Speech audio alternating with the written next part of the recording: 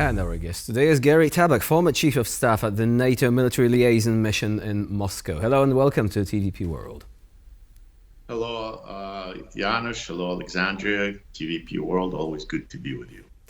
So it's big news for Ukraine, isn't it? I mean, we've known about the F16s for a while. They will be delivered by 4 European countries. About 60 fighter jets in total will be making their way into Ukraine. What matters even more is that the Netherlands has declared that there is no problem of using these fighter jets when striking targets located in Russia. And they invoked Article 51 of the UN Charter, saying that Ukraine has the right to self-defense. So how important do you think this development is likely to be for the ongoing military effort? Well, Janusz, all those efforts are very, very important, and they're always good news. They're always kind of give hope and motivation to the troops at the front, because they're going to have cover from the air, and they will be able to scare off or to push back those gliding Russian bombs that are very heavy, the ones that are breaking up the front. But again, so far, this is good news. 2.5 years later, after what happened? What did we do for 2.5 years? Where's the anti-missile weapons? Where's the Patriots? Where are the F16s? Now there's a talk about Mirage from France. But I think it's only Mirage, to have a Mirage. But again, until we get them here in Ukraine, it still continues to be talk. Now there is a talk about that there's enough pilots to pilot those airplanes, although I'm not sure if people mean and the news that are coming out that they're talking about the aviators, the pilots themselves, maybe because most normal people, they think that all it needs is for a pilot to get on an airplane and fly, but not the infrastructure, the mechanics and the operators and other people that need to make sure that those airplanes are flying, including the airfields and so forth. So it's a very complicated machinery. Also, it needs the connections. It all depends what kind of electronics it has. It depends what kind of weapons it's going to carry. But it definitely will be able to push the Russians back and protect the Ukrainian skies, to use it as the air cover. So we will see when they'll get here, because they've been promised for the longest time. And again, to remind you what happened in 2022, at the beginning of the war, our Congress, when they voted for the land lease, they also voted, it was including to train the Ukrainian pilots. And at that time, the White House put veto on it and said, no training of the Ukrainian pilots on F-16s, because they don't need the F-16s. And now, all of a sudden, it comes out, we don't have enough pilots to operate those machines. So hopefully it will all come together, and hopefully this summer it's not going to be another disappointment when they're going to say yes. Now it's going to be a fall, and then in the fall a winter, and in the winter it's a spring, and this continues already for over a year.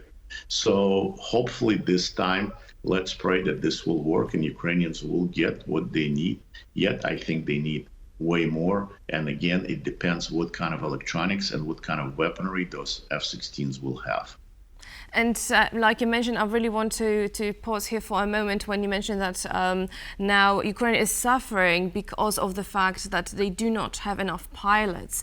Now, how do you think that it came to be, really? Is it lack of coordination between NATO allies? And what can be done about it? Well, I think it is, again, I'm not, Alexandra, I'm not sure we're talking about pilots, because pilots, and again, I have a very close family member in my family who is a pilot, who's a naval aviator.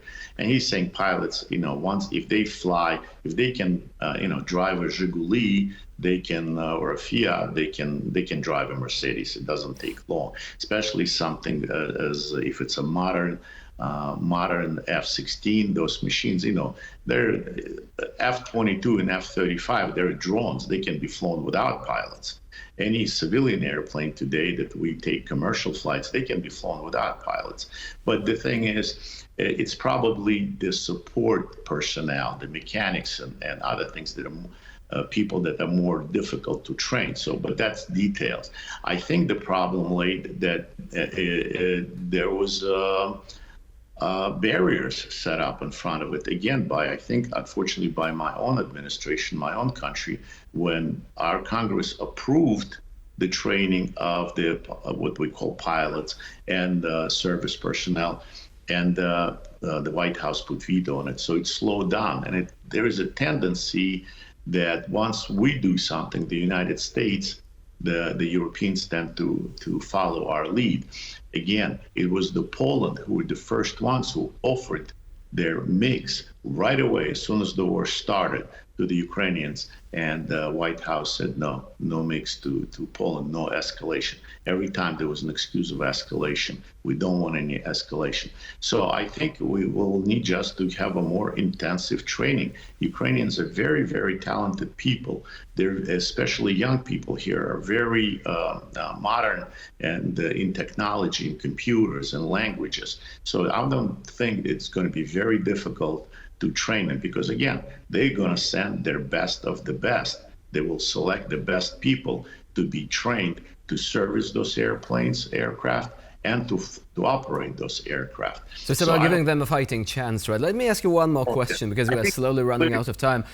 You've mentioned infrastructure. There have been reports that some of these F16s may actually be based outside Ukraine.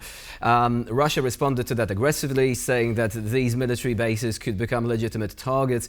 How do you think it could work? Do you think that Russia's threats should be taken seriously, but also the use of bases outside of Ukraine? I mean, I'm assuming the F16s would not be flying sorties out of there. Instead, they would be simply stored there in order not to be destroyed by Russian missile strikes, right? Well, I think that's the intention. Again, my entire career was based on dealing with the Russians. And yes, every threat from them should be taken seriously because they're capable of doing it. But on the other hand, we as a collective West, we as an Americans, we as people who are free, and it doesn't mean empty words for us to have freedom and liberty. We should not be bullied and threatened by thugs, by KGB thugs, or by Nazis, or by any kind of terrorist or a dictator. We should not be threatened by it and saying, oh, well, you know what, they may bomb us. We may bomb them back, and we have bigger bombs, and ours work. And that's the only language, unfortunately, they understand. And we should not worry about it. We should do what it is required of civilized people to do. Defend innocent people, defend the countries that want to be free and follow our lead, countries that want to be like United States, like Poland. And we should, it is moral obligation to us, not just legal obligation, it's also moral. Yesterday, there was a heavy bombardment again in Odessa, in Kiev, in Dnieper was in fire because they used supersonic missiles. And my friends told me that they heard an explosions, and only later on they heard the sound of a missile. So it was a supersonic missiles that they have sent, and they weren't be able to shoot them down because they don't have enough Patriots to do so. So again, where is the cover for the air? Why are the skies 2.5 years later? Skies are not closed over civilian cities and infrastructure of Ukraine. We have very little electricity in Kyiv. They're shutting down electricity all day long because there's a shortage of it. Again, because the infrastructure is destroyed. So those F-16s, those Patriots, the entire civilized world should have done that 2 years ago. And still, we don't have it. Today, it's not here. So it's about keeping this beacon of freedom shining bright by delivering the weapons that Ukraine needs here and now. And of course, we have reports that another Patriot battery is to make its way into Ukraine from Poland. But for the time being, of course, it's important to note that Ukraine needs much more in terms of equipment. Gary Tabach was our guest today here on TVP World. Thank you very much for joining us and for sharing your insight. Thank you.